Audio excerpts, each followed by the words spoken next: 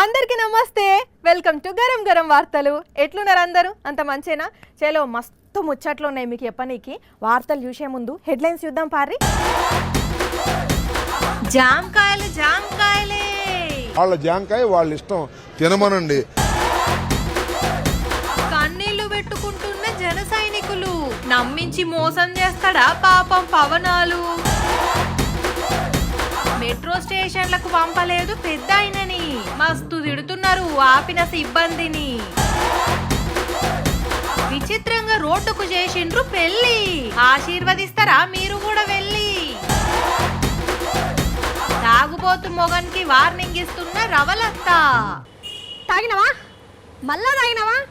ఎన్నిసార్లు చెప్పినా నీకు తాగొద్దని. నువ్వు ఇవాళ ఇంటికి రా, నీ సంగతి అయితే చెప్తున్నా. నా సావు నేను చేస్తా నీకెందుకు అనే టైటిల్తో బుక్ రాస్తున్నా అని అంటాడు ఒక సినిమాలో హీరో ఫ్రెండ్. మీ సావు మీరు రావండి, మాకెందుకు అని అంటున్నారు మంత్రి అంబటి రాంబాబు జనసేన తెలుగుదేశం పార్టీలను ఉద్దేశించి. పవన్ కళ్యాణ్కు క్యాష్ ట్రాన్స్ఫర్ అయింది కానీ టీడీపీకి ఓట్లు మాత్రం ట్రాన్స్ఫర్ కావు అని జోష్యం చెప్పారు. సార్ చంద్రబాబు రా కదలిరా అని అంటున్నారు, చూస్తున్నారా? వాళ్ళు ఏమో రా కదలరా అంటే ఎవరు వచ్చేవాడు లేదు, పెట్టేవాడు లేదు, కదలు రావడం లేదు. మీరేమో జనసేన టీడీపీ పొత్తుల గురించి సెటర్లేస్తున్నారు, వాళ్ళేమో మా పొత్తు మా ఇష్టం మీకేం సంబంధం అని ప్రశ్నిస్తున్నారు. వాళ్ళ పొత్తులు వాళ్ళ ఇష్టం, ఎవడు కాదన్నాడు. వాళ్ళ జాంకాయ వాళ్ళ ఇష్టం, తినమనండి. ఎక్కడ ముంచుకు తినమంటే అక్కడ ముంచుకు తినమను, మాకేం అభ్యంతరం. ఆ పొత్తు వర్కౌట్ అవుతుందంటారా? ఈ పొత్తు చిత్తైపోయింది, ఈ పొత్తు ఫెయిల్ అయిపోయింది.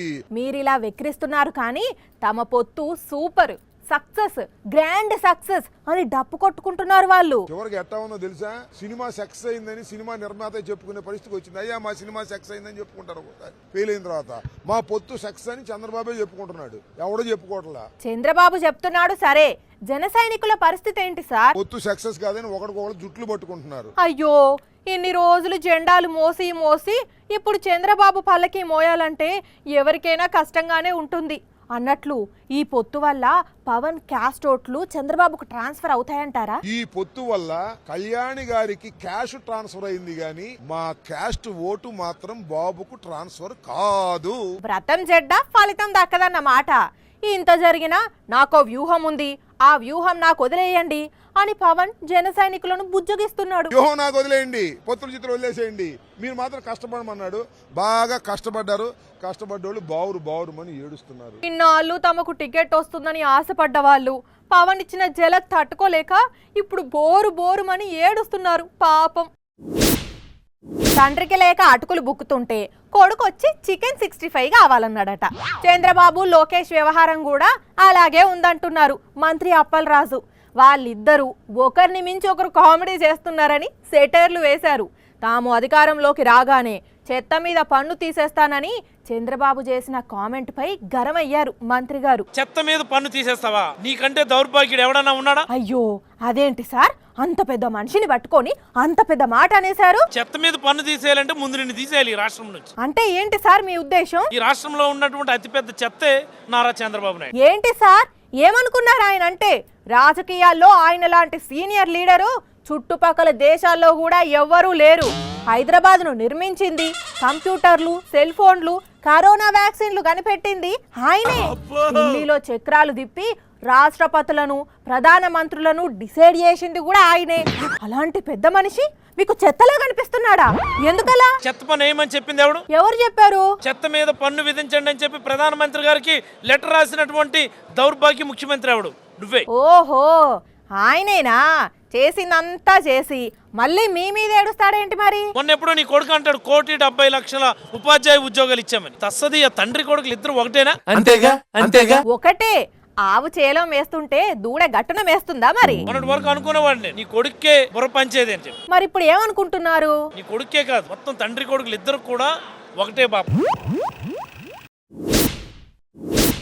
గాలికి పోయే కంపను తెచ్చి నెత్తికి చుట్టుకున్నట్లయింది జనసేన పరిస్థితి.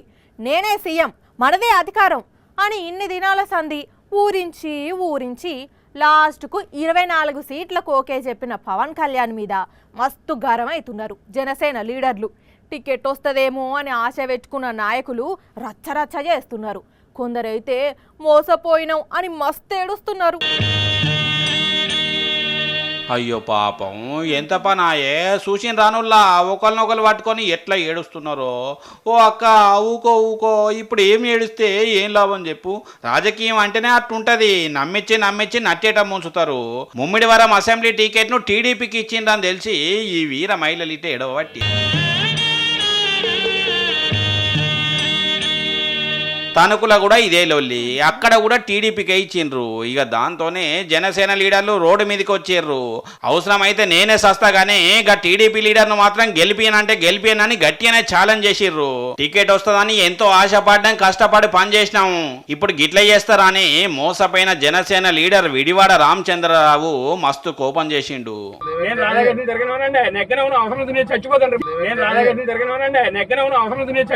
ఇంత బతికి చంద్రబాబు వేసిన బిస్కెట్లను తీసుకొని వాళ్ళ జెండాలు మోయాలనా అని జన సైనికులు అగ్గి మీద గుగ్గిలం లెక్కన మండుతున్నారు. ఉరిమి మంగళ మీద పడ్డట్లు వాళ్ళ కోపం అంతా నాదెండ్ల మనోహర్ మీద చూపెట్టిర్రు. తాడపల్లి నియోజకవర్గంకి వచ్చిన నాదెండ్ల మీద జనసేన కార్యకర్తలు దాడి చేసినంత పనిచేసిర్రు. ఇక పీగన్నవరం నియోజకవర్గం సీట్ను కూడా టీడీపీ ఖాతాలో రాసుకున్నది కదా, అక్కడ కూడా రచ్చ రంబోలా చేసిర్రు జనసేన లీడర్లు. మీటింగ్ పెట్టుకుంటే ఆడికెళ్ళి లొల్లి చేసి కుర్చీలు ఇసిరేసిండ్రు. ఇక టీడీపీ లీడర్ కారు అద్దాలు కూడా వాళ్ళు కొట్టిర్రు. ఇక గీనైతే ఇంకా ఘోరం. పాటంశెట్టి సూర్యచంద్ర అనే ఈ జనసేన లీడర్ పార్టీ కోసం 5 ఏళ్ల సంధి జగ్గంపేట నియోజకవర్గంలో మస్తు కష్టపడ్డాడు. 15 ఎకరాలు అమ్ముకొని పార్టీ కోసం ఖర్చు పెట్టిండట. అయినా కూడా టికెట్ ఇవ్వకపోయేసరికి మొన్నటి సంధి తిండి తిప్పలు లేకుండా ఇట్లా దీక్ష చేస్తున్నాడు. మంది మాటలు నమ్మి ఎటో పోతే మళ్ళీ వచ్చేసరికి ఇల్లు గుళ్ళు అయిందన్నట్టు పవన్ మాటలు నమ్మి టికెట్లు వస్తాయని ఆశపడ్డోళ్ళంతా ఇప్పుడు లబో దిబో అని మొత్తుకుంటున్నారు. మరి టికెట్ల కోసం ఇంతగానం దానిలాడుతున్న ఈ జనసేన లీడర్ల కథ లాస్ట్కి ఏమవుతుందో చూడాలి. ఇవాళ మా రవలి పొద్దుగాలనే ఫోన్ చేసి నాకు పనున్నది, నా వంతుకు మా అత్తను పంపిస్తున్నా అన్నది. మరి ఈమెతోనే నాకు తలకాయ పోతుందంటే ఇంకా వాళ్ళ అత్త ఎట్లుంటదో ఏమో. దీనికి రోజుకి బాగా ఎక్కువైతుంది. ఇలా సంగతి ఏదో తేలవాల్సిందే. వామ్మో, తెలంగాణ శకుంతలకు 2 రెట్లు ఎక్కువనే ఉన్నట్టున్నది కదా ఈమె. హలో చెప్పు సుశీల. చెప్పుడు కాదు, చెప్పు తెగుతుంది. అలా చెప్పు తెగితే కుట్టుకుందాం సుశీల, దానికే ఇంత కంగారు పడతావేంటి? తాగినవా? మళ్ళా తాగినవారా? తాగొద్దని ఎన్నిసార్లు చెప్పాలరా నీకు? నువ్వు ఇవాళ ఇంటికి రా, నీ సంగతి అవుతుంది. వద్దు సుశీల, ఇప్పటికే వారం రోజుల నుంచి ఊపిరాడకుండా కొడుతున్నావు. ఇప్పుడు కూడా కొడతా అంటే నేను ఇంటికి రానంటే నువ్వు కనుక ఇవాళ ఇంటికి రాలేదనుకో బిడ్డ, నేను ఆడికొచ్చి పళ్ళ సరుస్తారు ఏమనుకుంటున్నావు? ఇక్కడికి వస్తే దోస్తుగా అమ్మగడు ఇచ్చదు సుశీల, నేనే ఇంటికి వస్తా తీయగా. ఓ అత్త, ఏంది మామను కొడతా అని బెదిరిస్తున్నావా? నువ్వేనమ్మా నా మొగుడిని నేను కొట్టుకుంటా తిట్టుకుంటా, నీకేనంత నొప్పి? గరం వార్తల కోసం మా రవలి పంపిందట కదా. ముందైతే నా మొగుడిని రాని ఆని కొడితే గరం ఉంటది, అప్పుడు వార్తలు చెప్తా. ఎవరన్నా చేసుకున్న మొగుడిని కొడతారా అత్త? తప్పు కాదా? వాని తాగుబోతు ముఖంలో చెప్పు, వాని కోటను మూతిలో కొరకాస గుచ్చ, వాడి తాడు దగ్గర వాడి నడుమిరుగా ఆడికి పొద్దున లేచిన కాంచి నైట్ పండేదాకా తాగుడు. ఇంట్లో ఉప్పులు లేవు, పప్పులు లేవు, ఇంట్లో సామాన్లు ఏమన్నా లేవంటే కూడా పట్టించుకునే ముఖం కాదు వాడు. ఇంకా చీరల మడతలల్లా ఏమన్నా డబ్బులు పెడితే అయ్యి కూడా తీసుకొని పోతాడు.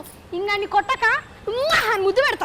అయినా గాని మొగుడిని పెళ్ళాం కొట్టిందంటే ఈ సమాజం ఏమనుకోవాలి చెప్పు? అబ్బో, ఇక నేను ఒక్కదానే నా మొగుడిని కొడుతున్నా, ఇంకా ఎవ్వరి ఆ మొగుడిని కొట్టుకోవట్లేదు. ఓ దిగొచ్చిందా మా పెద్ద పిల్ల. అట్లా ఎవరు కొడతారు చెప్పు? నువ్వు తప్ప. మన దేశంలో చేసుకున్న మొగోళ్ళను కొట్టే ఆడోళ్ళు మస్తు మందే ఉన్నారు. ఇంకా మన తెలంగాణలో అయితే ఇంకా చాలా మందే ఉన్నారు. కొట్టుడంటే ఎవలో ఒకరు ఆన్నో ఇన్నో కొడతారు కావచ్చు, అంతటి చేస్తారా? వెనకటి రోజులు కాదు ఇవి. భర్త తప్పు చేస్తే భార్య సైలెంట్ కూర్చొని ఉండడానికి, తప్పు చేస్తే బరాబర్ భార్యలు కొడుతూనే ఉంటారు. అందుకే 2006లా 1000 మంది భార్య భర్తలల్లా 7 భార్య భర్తను కొడితే ఇప్పుడు 1000 మంది భార్య భర్తలల్లా 36 మంది భార్యలు భర్తను కొడుతున్నారు. 15 సంవత్సరాల తర్వాత 5 రెట్లు పెరిగింది. చూసినావు కదా, తప్పు చేస్తే బరాబర్ కొట్టుడే. ఏ గట్ల కొడతారా ఎక్కడన్నా? నువ్వేదో అబద్ధం చెప్తున్నావు. అబద్ధం చెప్పేటందుకు నువ్వేమన్నా నా అమ్మ తరపు చుట్టమా లేకపోతే నా అయ్య తరపు చుట్టమా? ఏమకంటే నేను అబద్ధం చెప్తున్నాను అంటావు. ఇది నేను చెప్తున్న ముచ్చట కాదు. డొమెస్టిక్ వైలెన్స్ మీద బయో సోషల్ స్టడీస్ రీసెర్చ్ వాళ్ళు అధ్యయనం చేసి చెప్పిన ముచ్చటిది. ఏంది నిజమేనా? అవు మళ్ళా నా మొగుడిని నేను కొడతా అంటే నువ్వేమో నన్ను తప్పు పట్టినవు. అట్లా తాగి డబ్బులన్నీ ఖర్చు పెడితే మంచిదేనా? అందుకే ఆయన ఇంటికి రాని రోట్లేసి తొక్కు నూరినట్టు నూరుతారు. వామ్మో, మరి అవలి కంటే డేంజర్ ఉన్నది ఈమె. కానీ సూషిండ్రానుల్లా ఒకప్పుడు భర్తలు భార్యలను కొట్టేటోళ్ళు, కానీ అదే ఇప్పుడు భార్యలే భర్తలను కొడుతున్నారట. కాలం మారిందంటే ఇదేనేమో. వానాకాలంలో బావులల్లా తక్కువ నీరు దొరికేటోళ్ళు ఆ సీజన్లో పడే వర్షాలతోని అటు ఇటు చేసి గట్టెక్కొచ్చని వారి పంట పెడతారు.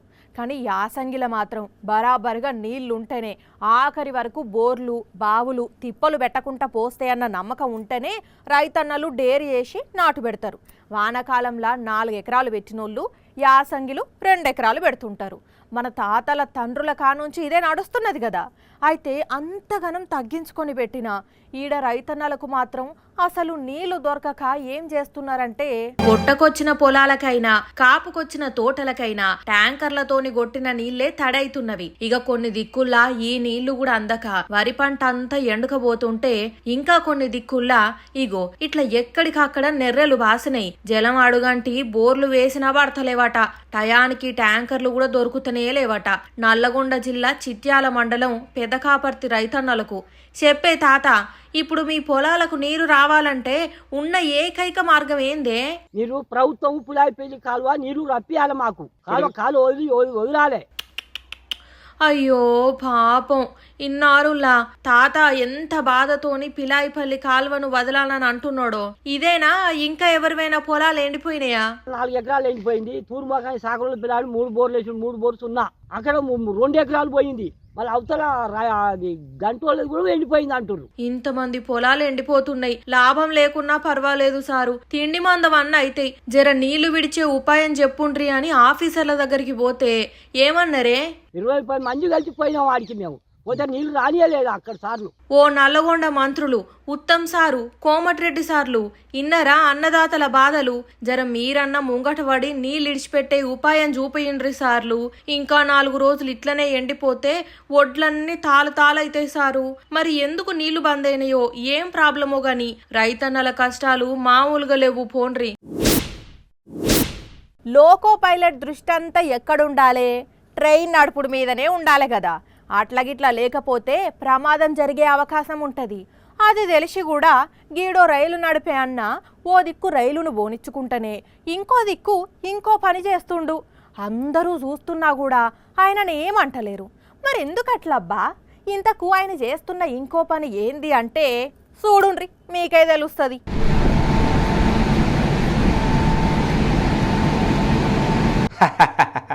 ఓర్ని, ఇది ఎక్కడ విచిత్రం. ఈ ట్రైన్ నడపటైనా ట్రైన్ నడుపుతున్నాడా లేకపోతే ఈ పశువులను కాస్తున్నాడా?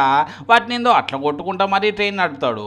అయినా ఎందుకట్లా సీట నుంచి లేచి నిల్చుండి మరి వీటిని కొడుతున్నాడు అని అంటే పాపం వాటి ప్రాణాలు కాపాడుతందుకే. ఇది హిందూపురం రైల్వే స్టేషను. పశువులు విచ్చలవిడిగా తిరుగుతున్నాయి అట. కాకపోతే ఇది స్టేషన్ కాబట్టి రైళ్ల స్పీడ్ ఎక్కువ ఉండదు కాబట్టి ప్రమాదాలు అయితే ఏం జరగలేదు. అయితే ఇప్పుడు ఈ గూడ్స్ రైలు వస్తున్నప్పుడు ఈ పశువులు పట్టాల మీదకి పోతుంటే అది చూసిన ఈ లోకో పైలట్ అన్న వాటినో దిక్కు కొట్టుకుంటా ఇంకో దిక్కు ట్రైన్ మెల్లగా కదిలిచ్చిండు. దీని మీద రైల్వే ఆఫీసర్ ఎందుకు చర్యలు తీసుకుంటలేరో ఏమో గానీ చేతులు కాలినాక ఆకులు పట్టుకున్నాడు కంటే పశువులకు ఏం కాకముందే ఏదైనా చేస్తే మంచిగుంటది అన్నట్టు. టీసీ గిట్ట చూస్తే ప్లాట్ఫామ్ టికెట్ తీసుకున్నారా అని అడ్డం తిరిగిండు అనుకో ఫైన్ కట్టాలా మళ్ళా. అందుకే ఇంకోసారి ఇట్లా స్టేషన్ కు రాకూర్రి, ప్రాణాల మీదకి తెచ్చుకోకూర్రి, సరేనా?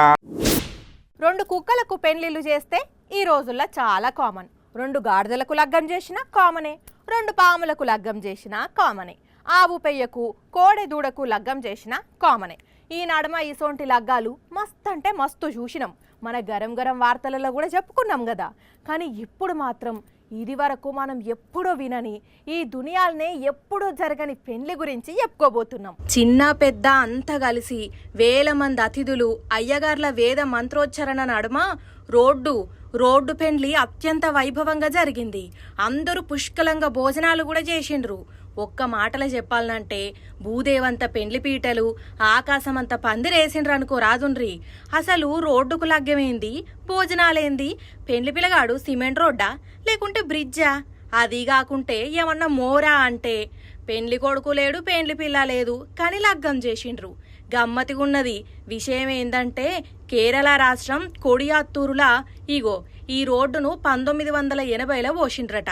కానీ అప్పటికి ఇప్పటికీ ఊరు చాలా డెవలప్ అయ్యేసరికి ఈ రోడ్డు చిన్నగా అయ్యి వెహికల్స్ తిరగరాకుండా తిప్పలైతున్నదట. ఇక ఇట్లయితే లాభం లేదు, ఇంకెన్ని రోజులు ఈ తక్లీఫ్ పడదామని ఆలోచన చేసి మీటింగ్ పెట్టుకుంటే రోడ్డు పోసేటందుకు 60 లక్షలు అవుతుందని అంచనాకు వచ్చిండ్రట. ఇంకేమున్నది, ఎమ్మటే 15 మంది 15 లక్షలు ఇస్తే మిగతా 45 లక్షలు సంపాదించేటందుకు రోడ్డుకు పెండ్లిని చేసిండ్రన్నట్టు. అయితే చుట్టుపక్కల ఊరోళ్ళు వచ్చి కడుపు నిండా భోజనాలు చేసి గట్టిగా కట్నాలే వేసిండ్రట. ఇప్పుడు ఆ పైసలతోనే రోడ్డు మరమ్మత్తు పనులు చేస్తారట. కానీ ఐడియా మాత్రం భలే ఉన్నదిలే. ఎవరిని పైసలు అడగకుండా వాళ్లకు వాళ్లే నిర్ణయం తీసుకోవడం, రోడ్డుకు పెండ్లి చేసి నిధులు సమకూర్చుకోవడం. నెవర్ బిఫోర్ ఎవర్ ఆఫ్టర్ పోండ్రి. సార్ పుణ్యం ఉంటుంది సార్, మేడం ఆకలైతుంది మేడం అని చెప్పి 5దో 10దో అడుక్కునేటోళ్ళు రోడ్ల మీద కనిపిస్తుంటారు కదా. అందులో కొంతమంది ఏదో వైకల్యంతోనూ ఉంటారు. పాపం వాళ్ళు పని చేసుకోలేరు కాబట్టి వాళ్ళ నీళ్లను సాయం కోరుతుంటారు. అట్లనే గీడో తమ్ముడు కూడా ఒక్క చెయ్యే ఉండేటాలకు ఎదురైన వాళ్ళ దగ్గర చేయి జాపుతున్నాడు. ఆ తమ్ముడిని చూస్తుంటే పాపం అనిపించే లోపే ఏమైందో చూస్తే షాక్ అవుతారు.